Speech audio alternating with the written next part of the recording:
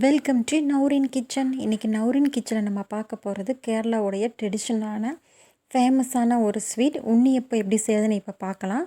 அதுக்கு நான் இப்போ 1/4 கிலோ பச்சரிசி ஒரு 3லிருந்து 4 மணி நேரம் நல்லா ஊற வச்சுக்கலாம். இப்போ ஊற வச்ச பின்னாடி இதை நல்லா ஃபில்ட்ரு பண்ணி வச்சுருங்க.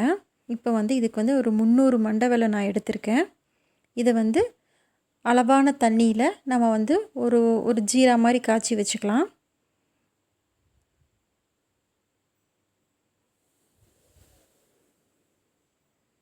இப்போ கட்டியில் நல்லா உடச்சி விட்டுக்கோங்க. கைவிடாமல் கிளறிட்டே இருங்க.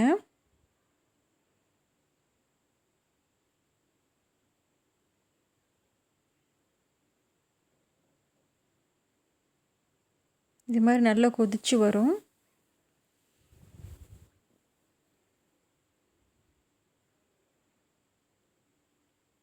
இந்த மாதிரி ஸ்டேஜ் வந்தால் போதும். நமக்கு கம்பி பதம்லாம் தேவையில்லை.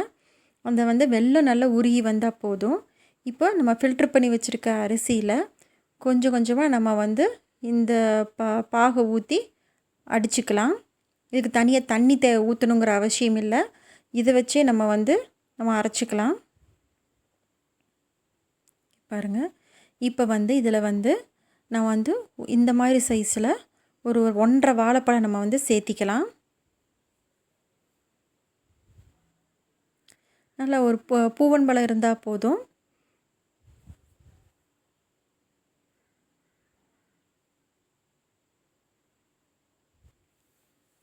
இப்போ ஒரு 3 டேபிள் ஸ்பூன் அளவுக்கு நல்ல துருவன தேங்காயை நம்ம ஆட் பண்ணிக்கலாம். இது அரிசியோடய சேர்த்து அரைச்சிருங்க. பாருங்கள், நல்லா ஃபைன் பேஸ்ட்டாக அரைச்சிக்கணும். இது இந்த பேஸ்ட்டு கிட்டத்தட்ட ஒரு 4-5 மணி நேரம் நல்லா புளிக்க வைக்கணும். நம்ம உடனே சாப்பிட்ணுன்னா இதில் கொஞ்சமாக சோடாப்பு சேர்த்துனோம்னா 1 மணி நேரம் 2 மணி நேரத்தில் புளிச்சிரும். நம்ம உடனே அப்போ சுட்டுக்கலாம். நான் இப்போ சோடாப்பு சேர்த்துல ஒரு 5-6 மணி நேரம் நல்லா ஊற வச்சுக்கிறேன். இங்கே பாருங்கள், நல்லா ஊற வச்ச மாவில் நான் 1/4 டீஸ்பூன் எள்ளும் 1/4 டீஸ்பூன் சுக்கு பொடியும் சேர்த்திக்கலாம்.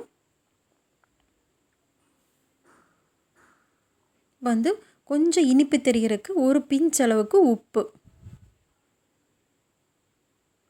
அப்போ ஒரு 7-8 ஏலக்காய் பொடிச்சு சேர்த்திக்கலாம். இதை நல்லா மிக்ஸ் பண்ணி விட்டுக்கோங்க.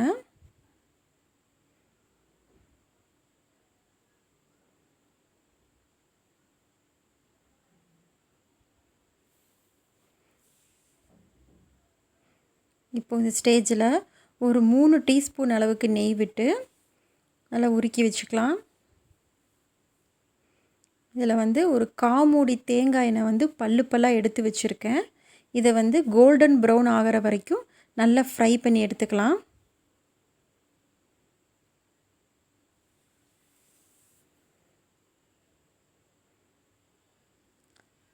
பாருங்கள், இந்த ஸ்டேஜ் வரைக்கும் நம்ம ஃப்ரை பண்ணிக்கலாம். இதை நம்ம ஆயிலை ஃபில்ட்ரு பண்ணிவிட்டு நம்ம அந்த பேஸ்ட்டு கூட நம்ம மிக்ஸ் பண்ணிக்கலாம்.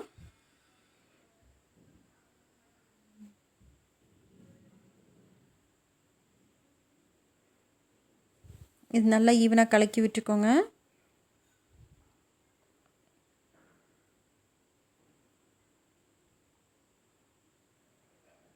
இப்போ ஒரு பணியார கல்லில் நல்லா அரைக்குழி அளவுக்கு நெய் எடுத்துக்கலாம்.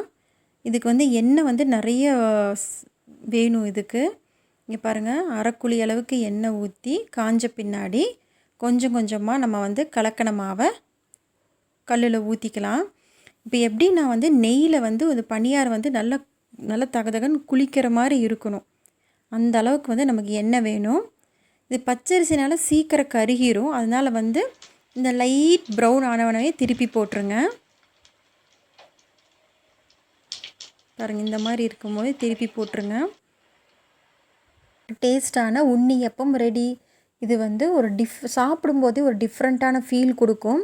சுற்றி கடுகடுன்னும் நடுவில் சாஃப்டாகவும் இடையில இந்த கிறிஸ்பியான தேங்காயை சேர்த்து சாப்பிடும்போது நமக்கு டேஸ்ட்டும் ஃபீலும் நமக்கு டிஃப்ரெண்ட்டாக இருக்கும். இது எல்லாத்துக்கும் கண்டிப்பாக பிடிக்கும். உங்களுக்கு பிடிச்சிருந்தா லைக் பண்ணுங்கள், ஷேர் பண்ணுங்கள், சப்ஸ்கிரைப் பண்ணுங்கள். தேங்க்யூ.